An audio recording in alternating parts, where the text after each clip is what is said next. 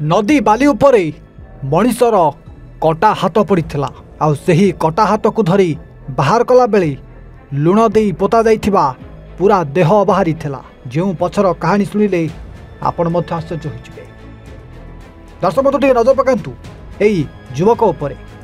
ए युवक जनक हेउचंती कुआडे चंदन, जहांको बयस मात्र 33 वर्ष। आ ये हेउचंती सेही युवक जहांको मृतदेह को नदी कूल लुण भर्ती करी पोता जाइथिला। आ ये हेउचंती सेही दुई हत्याकारी जो माने मिसी चंदन को तंटी काटी ताकू लुण दे नदी रे पोती देथिले।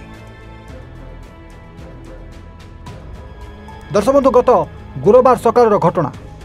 गाँवर जड़े व्यक्ति यही नदी रास्ता दी जाउथुले आउ गला बेलकू हठात नदी बाली उपरे गोटे मनीषर कटा हाथ पड़िथिबार से निजे देखिथिले।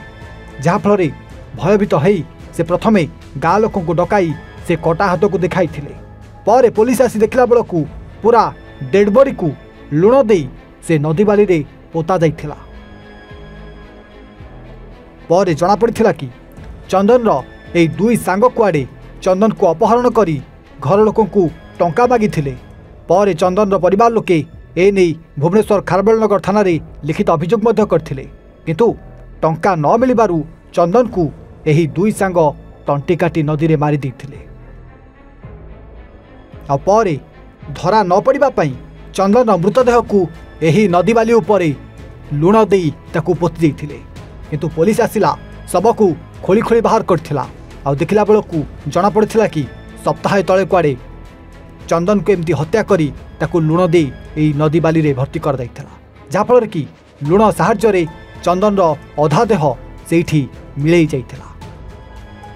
परे पुलिस घटनार तदंत करी एई दुई हत्याकारी सांग को गिरफ करथिला।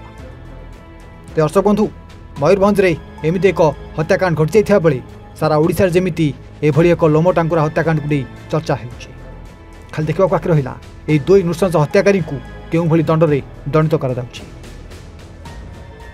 मयूरभंज मयूर नायकों सहित प्रबोध कुमार रिपोर्ट एवं ओडिया।